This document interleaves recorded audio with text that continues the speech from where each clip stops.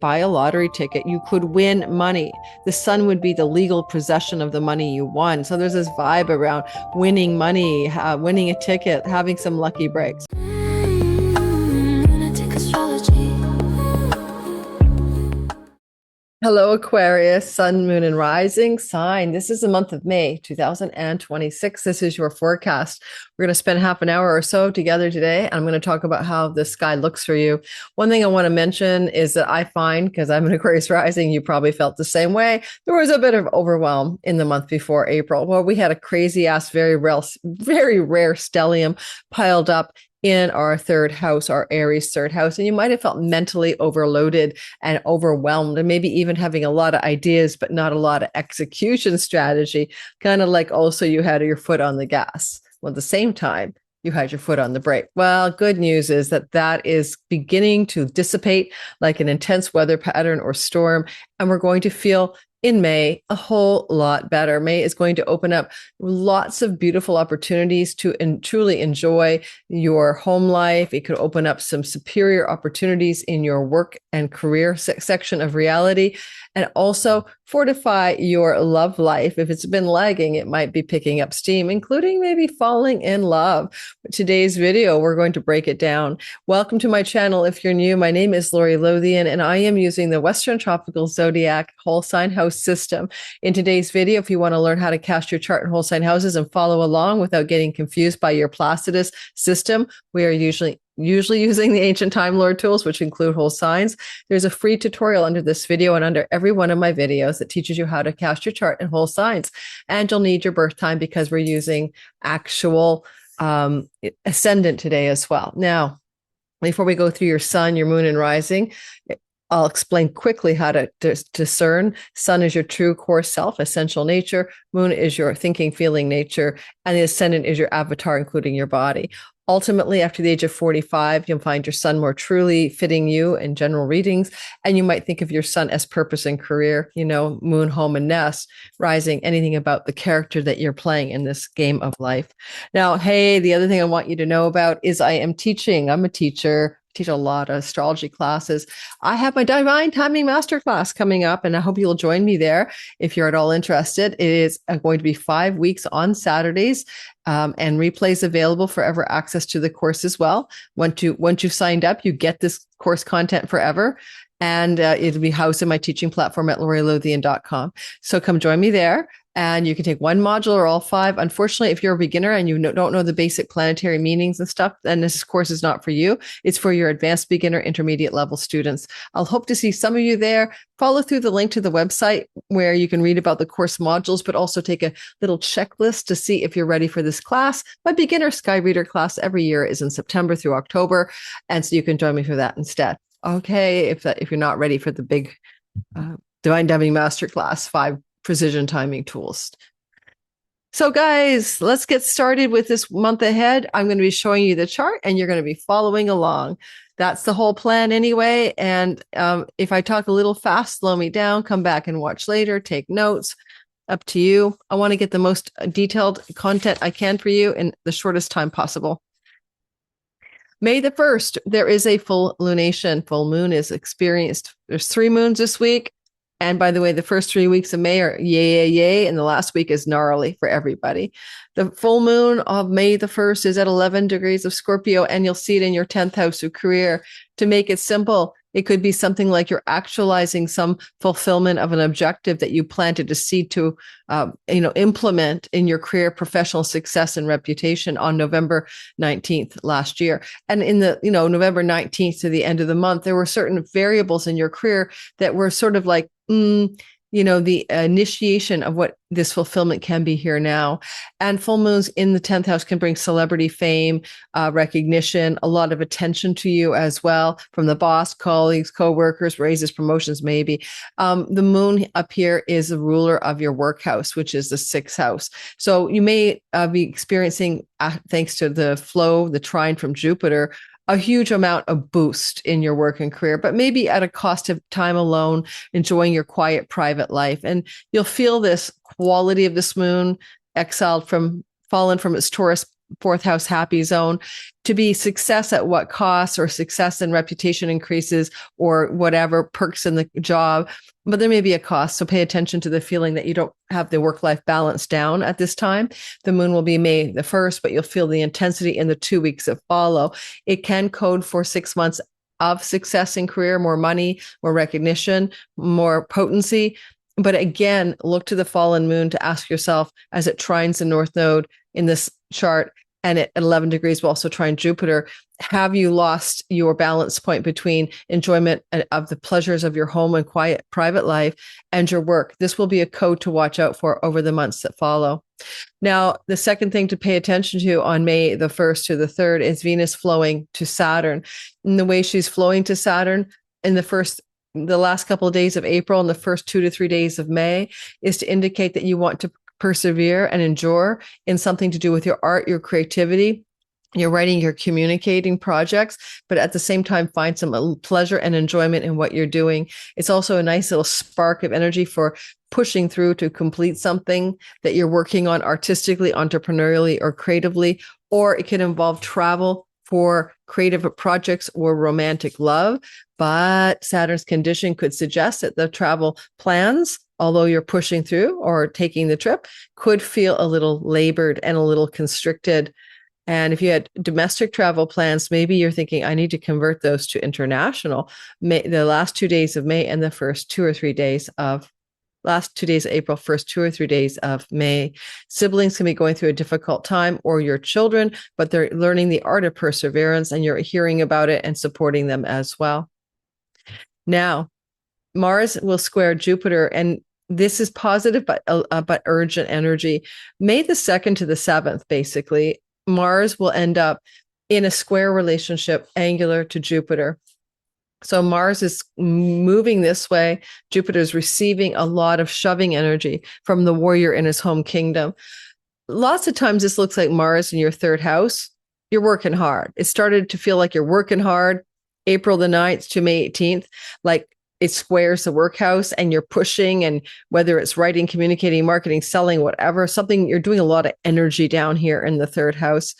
And April 9th to May 18th, you feel that. Go back and think about it, right? Still going on for the first 3 weeks almost of May.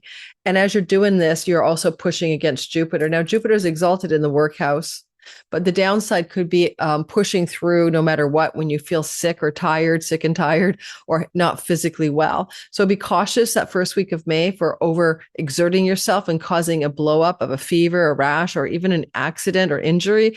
But on the positive side, you could be really feeling that your passion and ardor in your 3rd house, writing, teaching, communicating, marketing, and selling, is actually leading you to something to speak to along the lines of abundance, prosperity, and wealth. And if you need to push back against an exalted employee, this is a time where you'll tell your employee to back down, and you've got this, or you put them in line, so to speak.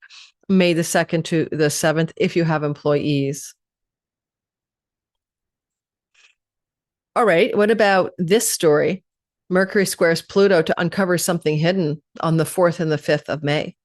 Mercury is always looking for information, right? He's always digging under the hood to find something. And you'll notice that he's going to go into your 4th house. This means he will be in Taurus squaring Pluto, begins to build tension on May 3rd, becomes pretty exact on the 4th and 5th. 3rd, 4th, and 5th, you'll feel it. Now, let me just say one thing. With Mercury moving into Taurus and being in this part of your chart for a long time, May 3rd to the 16th, those 2 weeks make you very busy in your home doing things that are mercurial, negotiating, speaking, talking, marketing, selling. Okay, so there's a lot of mercurial energy in the bottom of the chart. Sometimes it could just be busy reading books, for God's sakes, but you're busy with some mercurial activities in your 4th house. And that could also be working with, in this kind of chart, working with your accountants and your bookkeeping and your ledgers of some sort, and settling down monies, and maybe even looking at money's relation to spending, budgeting, buying, and selling. Those are themes you'll engage in the first couple of weeks in May. But the other thing that might be Mercury's focus here, there's a lot of communicating regarding situations involving a child, especially your firstborn. Okay. But potentially with the position of the sun, you're second. And so there's a lot of first or second born child stories going on where there's a lot of communication or focus mentally on one of or two children here. The square to Pluto is revealing secrets from your childhood that you didn't know, most likely something from your ancestral line or childhood, digging it up, unburying it, seeing what's true, finding what's true, or secrets or unknown variables around your children. And so just note that that's excavation is happening May 3rd to the 5th. And then we see a beautiful Earth trine, good for money and prosperity. And that's going to be kind of a feeling of a flash in the pan, like a day-long event. And that's going to be this. Moon on May 6th in Capricorn, no complaints, even forming a kite. The basic idea is houses 12, 4, and 8 are lit. Those are moksha liberation houses, spiritual awakening, but also it can involve banks, loans, mortgages, real estate property matters, and even inheritances.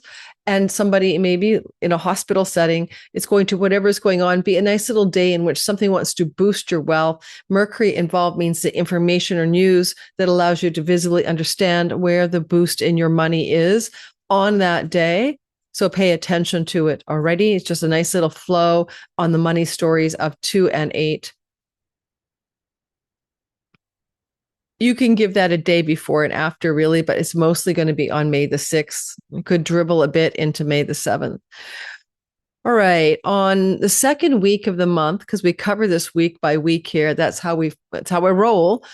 You're going to notice that you have a very good vibe going, like good vibration, because we have a flow between Jupiter and the sun. Now, the sun in the 4th house is like the sun in the midnight hour, like you don't turn your lamp off when you fall asleep. So it can feel a little bit overwhelming sometimes. But the good news is the flow to Jupiter. So very good developments are happening connected to your home life and your work life, or your health and your home life, or pets and your home life, but also translatable to your 7th house, contracts and legal agreements and work, contracts and legal agreements and pets, contracts and legal agreements and rental properties, and positive flow and ease going on around this window of May the 9th to the 13th, when it will be pretty exact. Now, you'll feel it building up before that. You see it here, right? So even at May 7th and 8th, and it kind of finishes up May 7th and 8th, and it kind of wanes, okay, by the 13th. One other thing to say is it could be a lot of communication going on here regarding a long-term committed love relationship, vis-a-vis domestic life, living together, rental properties, and on we go. We can see that Mercury will follow up on what the sun has begun as he begins to also apply a sextile flow to Jupiter. And what I like about Mercury here is that Mercury is like signing on the dotted line, making a verbal or legal commitment in some area. Again, it can also involve employees and legal contracts, pets, rental properties, and relationship stuff. One thing about Mercury making this flow, it could also contractual agreements regarding debts owed to you being paid out, right? Money was owed to you and someone's paying it back. That would be a thing. And also if money's owed to you in any way, this could be a sudden moment where you see the light and the money is returned to you. Mercury would be like the conversation, communication, or the chit, and writing it up and getting the money back. And I do want to mention with Mercury here, because I'd be remiss if I didn't actually talk about it.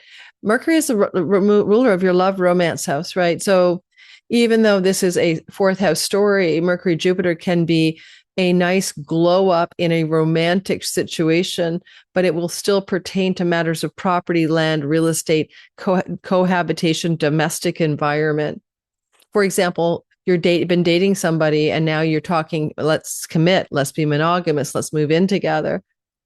That kind of story could happen under the sky. And it's about agreements, literally, verbally, or written and contractual. And I guess I could say if you're looking for a job, this could be a new job contract as well. All right, let's keep going and talk about the next story. And that's going to be, I do like the second week of the month. It's one of the best weeks of all of May. And now we have Mercury in the heart of the sun on May 14th, which is a damn lucky day. But it's also a divine download from headquarters. There's 6 Mercury conjunctions to the sun every year. I do almost every one of them a free webinar. It's never the same. We're looking at the minor asteroids, doing meditations, tuning in, and learning how to use this very brief window of excellent energy. So May 14th is a positive day. And because the sun is the ruler of your 7th, it may involve a business partner, a long-term love mate or partner, like a spouse. And it may also involve good things connected to your sibling 3 younger or older than you.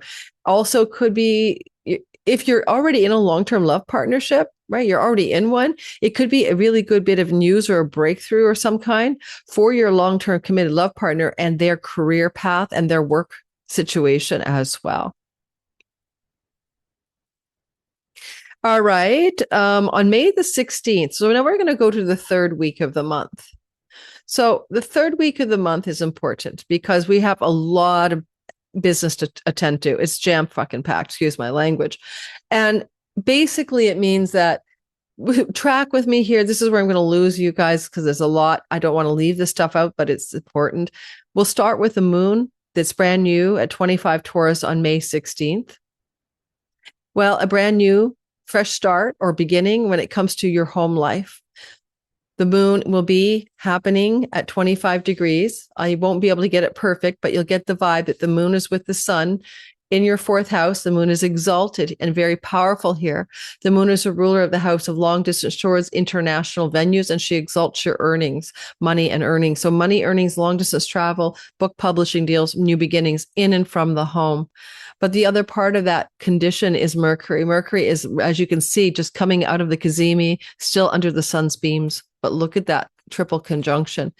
Ultimately, this is going to indicate this new moon will seed plant elements of reality that will take you to romantic love, creativity, art, entrepreneurial directions, the muse, your creative impulse in and from the home.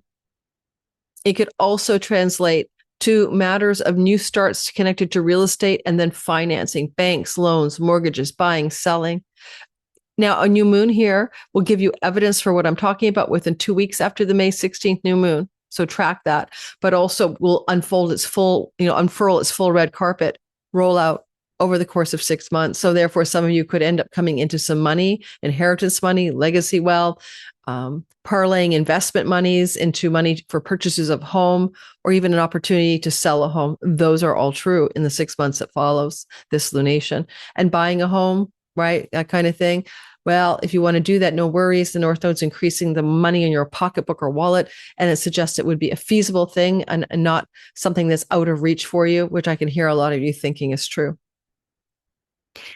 On May the 16th to the 18th, Venus and Mars, the cosmic lovers, are having a sizzling connection together. Remember I talked in the intro about your love life?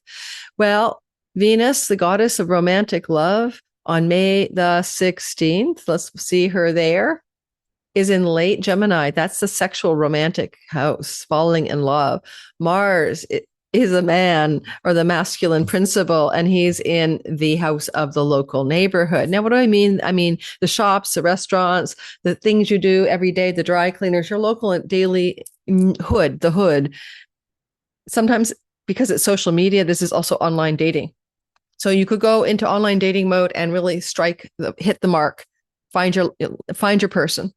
You could be going to the dry cleaner and your eyes are meeting in the lineup and you guys fall madly in love. So don't be afraid to eyeball some person in your hood or them to let them eyeball you. There's no way that it doesn't look good on you if you're single. Okay. Now, if you're not single, more romantic, fun and leisure travel with the one you're with. That could be another element here. If you're writing, selling, marketing, communicating, and you're artistic and creative and entrepreneurial, there's a synergy energy here that's going to indicate a flow, ease, and a powerful lift in the ability you have to do those things well and to enjoy them and to profit from them. Okay. Because this is our Zoom room, You could also meet somebody in a social media online forum or online place, but it also just likely can be your local hood. And because it's coming off Chiron behind Mars, it may be healing a chironic wound with love, romance, and sexuality. And we're looking at this really being activated around the 15th, 16th through until the crossing of the sign boundary here. Okay. Which is till the 19th. So a blooming of romantic, sexual, and fun energy. Well, let's take a back step here. I want to talk about Mercury first. Between the 17th and the 19th, Mercury will hook up with Neptune and Pluto, and it is going to be creative, artistic directions. And it's going to be writing, communicating, marketing, and selling. And it's going to be you being all powerful. Powerful, you flowing to Mercury, the messenger.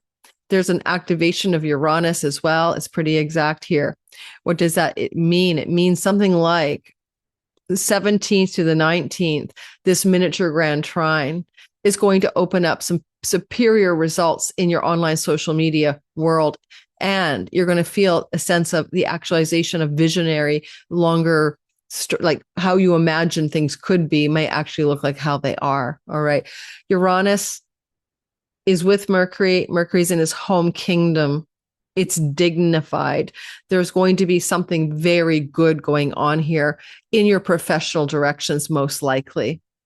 The only other thing is it's a dream come true, actualization in a shocking, surprising way of a cherished soulmate love story. That's another opening. And then, yes, it overlaps with the cosmic lover sizzling here. We move on and we talk about this. This is Mars. This is Venus. Again, still sextile, but moved over by sign. We went from fire and air to water and earth. We're in mud now, or the kiln to fire up something we wish to create. It's not the whirlwind. It's something different.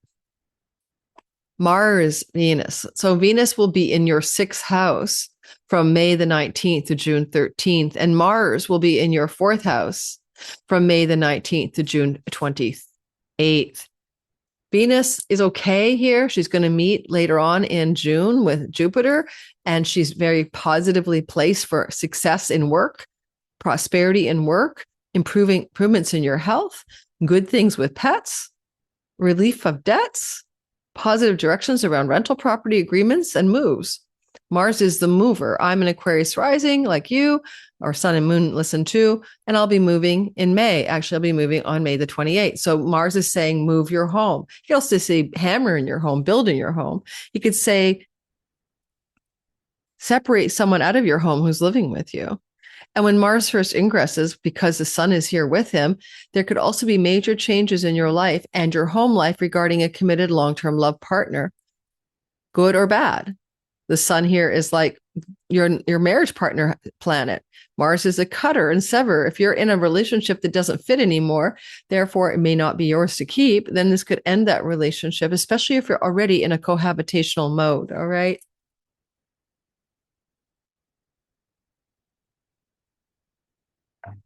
Now, what I want to point to, though, is this. This is your work house, and this is your health house. This is your home. Changing your home for better health. A change of home connected to a work opportunity. Making decisions about your home to secure a pet. Venus is in the house of pets. With Jupiter exalted here, you're going to get more than one, or you're going to get a very big animal. Mars in Taurus is frustrated because he's in the sign of the bull, and he's becoming a bulldozer when he wants to be fleet-footed, kind of like a sprinter, and he already has to slog through the mud, so to speak. So keep that in mind. We'll be doing a deep dive into Mars and Taurus on a separate video. But again, I gave you the ultimate themes that I think this is about. Mars is a ruler of your career house, changes in your home and changes in your work and career, connected to that Venus that you're actually pleasurably enjoying and agreeing to and thinking it's a damn good thing. Also give me you're going to work less hard. You're going to slow your roll. As a tarot reader said recently, Aquarian tarot reader, I'll shout her out if I can remember her name, and you're going to slow your roll and kind of slow down. And I'm going to tell you, if you've been working hard in your work, then like I have, May the 19th to June the 28th, you're slowing it down and having more pleasure and enjoyment and better pacing that benefits your health. Could join a gym close to home even. On May the 21st to the 19th, even to the 22nd, but more specifically feeling it the 20th to the 22nd. If you had any illusions about something, a disenchantment could happen about your love life or your money or your work. Venus will be here and she'll square, bless her soul, Neptune. So you'll feel it building up on May 19th, and it will be pretty exact on the 21st. It's more likely the disillusionment, 21st, 22nd, could involve something to do with your finances connected to your, oh, I'm so sorry, I lost you. I was wondering what happened. Venus is likely to translate to monetary or financial matters connected to work or job or career. And Neptune, some disillusionment or disappointment or clear-sightedness or sober realism. And because of the combination with Saturn, can you look more clearly at the work pace, or if you write or teach or market or sell or even learn? I'm signing up for a course, but it won't start yet. So maybe that's not it. You need to look at some realism about the balance between your health and your enjoyment of what you're doing in your work. Okay. And getting more realistic about what it is you actually can contend with, or what you have to take off of your plate. Mars is helping say the same thing. If you're not working, it's just things to do with your daily habits and routines, restructuring them in a more realistic way. Okay, the 21st to the 23rd, the sun will hit Uranus, just like Mercury already did. So Mercury hit Uranus, and now the sun is doing the same thing. The sun is illuminating everything it touches. And so I want you to pay attention to the 21st, 22nd, how the sun is going to illuminate something that has to do with your children, your romantic lover, your sex life energetically. Now, because it's in the house of children with Uranus and with Mercury news, a shocking reveal or a shocking bit of news can come through that one of your kids is pregnant. This is most likely a firstborn, but it can translate, thanks to the sun, to a secondborn. So if you get news that you're going to be a grandparent, it wouldn't surprise me at all. Okay. And the other element of this is a surprising breakthrough, bit of news or information revealed to you, connected to writing and marketing and communicating and your passion projects and your talents and your hobbies, and a nice little flow of light coming through, connected as well to what Pluto is trying to achieve, which is to power you up. You notice that the sun rules your house of your significant long-term love partner. If you don't have one, there could be something shocking coming through, like in a dating environment or a casual romantic environment. There's a surprise, like a wedding proposal or something, or a turning around of the relationship in an unexpected way, because the sun does rule commitment, and this is a dating house. So there's a change of pace or a surprising development perhaps showing up at this point. Not negative, by the way. It flows or trines you. So I don't think it's something you don't welcome. And of course, the sun and Uranus are sextiling Neptune, trining Pluto. It's part of that magical little triangle of goodness. So it feels positive. Oh, Farig, win the lottery. Yes, this is the house of good fortune where we can win money. And when I have to bring this up, I mean, buy a ticket, please. I should have said this earlier. When Mercury hits Uranus, okay, and the time frame for Mercury hitting Uranus is the 17th, 18th of May. Buy a lottery ticket. You could win money. The sun would be the legal possession of the money you won. So there's this vibe around winning money, winning a ticket, having some lucky breaks. Okay. So 17th, 18th time frame of winning or winning a ticket or a lottery fortune or something like that. And, could surprise you. You might not see it coming. Who does? Finally, Mercury sextile Saturn, information or news that has to do with realism, but also disappointment, perhaps because of Neptune. This could be a realistic assessment or appraisal of a situation regarding a sibling, a difficult situation, and a realistic appraisal of a situation with a child, but with a long game strategy and how to resolve it with some wisdom, Saturn. There also, because it flows, right? There can be some travel that it was planned, and now you're getting window and need to make a change. And there's information that Mercury's trying to give you that Saturn's trying to work with. Now, Saturn, he translates that to support you, but if is any long distance travel plans you had to distant shores and lands, there may be delays or needs to forestall the travel opportunity or trip. Again, you'll feel this playing out probably the 19th to the 23rd. So, for example, I'm supposed to take a trip in that window to Calgary. Will it have to be canceled? Probably. I should probably think of that in advance. On May the 23rd to the 26th, we're moving into the last week of the month, the 21st to the end of the month. We have the thing the world is going to be not liking, Mars square Pluto. Bad things happen there. But in your own life, for non-political and non-geopolitical or war stories, it's not that. Mars is bulldozing through your fourth house and he's squaring Pluto in your sign. Well, like you're strong, you're in a superior position, but Mars is in a weaker spot and in a weaker sign. So what could I make of that? How are you doing in that May 23rd to 26th with domestic matters? There could be a problem with someone you're living with. They could be, first of all, hopefully not injuring themselves. Mars is a ruler of your career house. Mars is a ruler of your third house. Difficult circumstances involving a sibling, difficult circumstances involving your career objectives and professional success, feeling like there is a real intensity that needs to be addressed here. I have an army in my fist, is a good quote for this if you were talking politics, but you are very strong here. You are Plutonian. So how are you going to make something go on with Pluto Mars that you can transform this situation of conflict or difficulty about your domestic and private life, your home life? Now, honestly, because I'm be moving in on May 28th to a new place, and this is playing out just before that, 23rd, 26th, maybe the building will try to delay my move-in date. Well, that's an example. I will push back against that and I will win.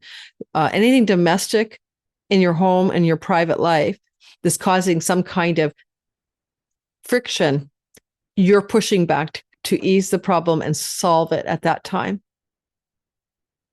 And again, it could also involve sibling stories.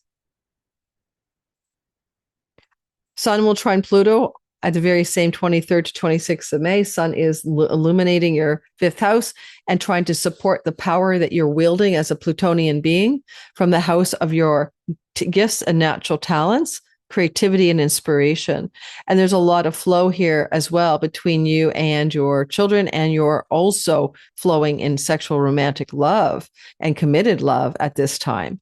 But at the same time, the backstory is gnarly. And again, it could be about professional matters because of Mars ruling your 10th house, Scorpios stuff.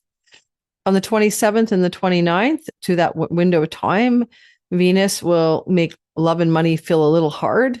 Because she's in the sixth house, it could be a dating house, but it's usually a work house and pets. And Saturn is challenges. So, like, for example, you want to buy a pet or get a pet, but now there's delays. The breeder doesn't have any animals. The shelter is not going to approve your application for the animal.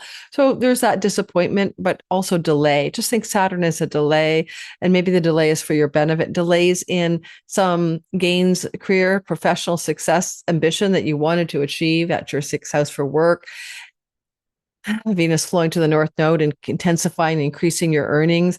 But at the same time, something frustrating or difficult or delayed in your third house, a delayed travel opportunity due to professional obligations, maybe, or a delay in the results you expected in your writing, teaching, marketing, selling, communicating, ideating. And you could have to pull back on an ambition to increase your wealth. Venus is like really flowing to the North Node. That's to increase your wealth through work. And at the same time, Saturn wants to slow it down. So try to understand both things are true at the same time. Finally, on May 31st, Sagittarius full moon at 9 degrees of Sag. The full moon at 9 degrees of Sag is taking cue from a new moon on December 19th behind us. This is your career gains house. This is where you have fame or perks or rewards or academy awards or more money, and the greater gains, the second house of the 10th. The actualization of long-range goals and plans, and also your friendship groups, the circles, full moon, full light. What changes were you making in a new moon, a dark moon back in December, mid-December? Because now they're fulfilling if you think back to mid-December and you add a couple of weeks, you probably engineered some changes in friendship groups, social groups, or even career gains and long-term goals. And now you're going to be able to take that energy and fulfill it or harvest it or ripen it into something very specific over the next couple of weeks. From May 31st, add 2 weeks. And the full moon, as it's up here, sorry, I can just move the moon so you can see it if you want. Right here, 9 degrees, full moon.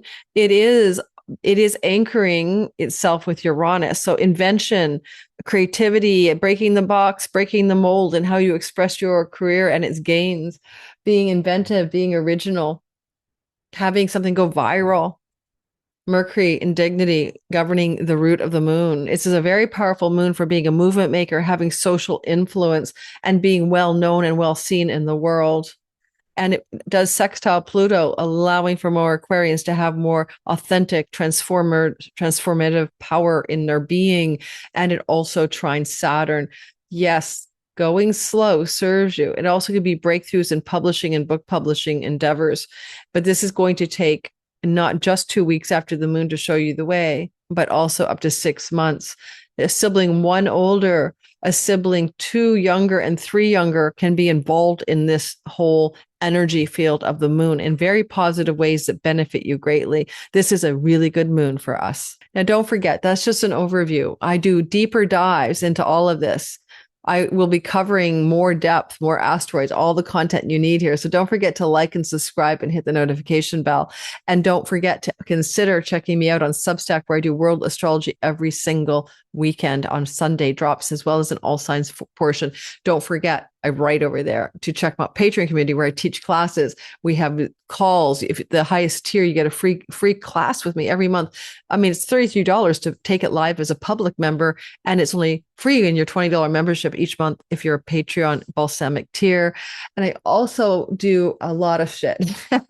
I'm everywhere. I'm too many places. I'm an octopus lady, but check it out. Check me out below. I'll see you guys in the next video. Don't forget that liking and subscribing means everything to the growth of the channel. Well, astrology is the map. It is the terrain of time. And in our course, the Divine Timing Masterclass, we're going to be learning about 5 very powerful precision tools in astrology to time your best life. But here is the thing.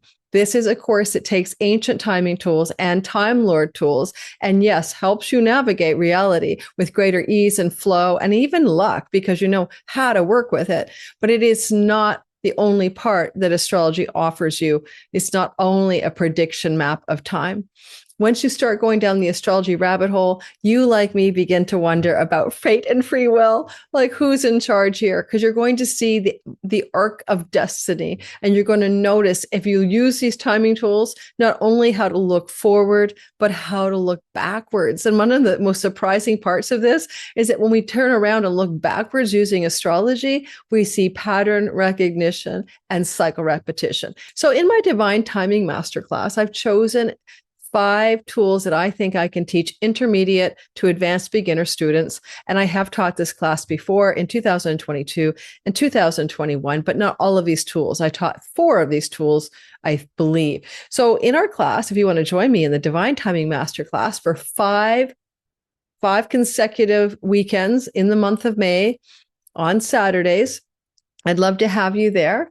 There's a little checklist on my website that's going to ask you whether or not you think you're ready for this class, because you don't want to take this class if you've never before learned the meaning of the planets, the meanings of the houses, how to recognize the astrology glyphs. If you don't know the rudimentary language of astrology, this course will not be for you. Lunatic astrology.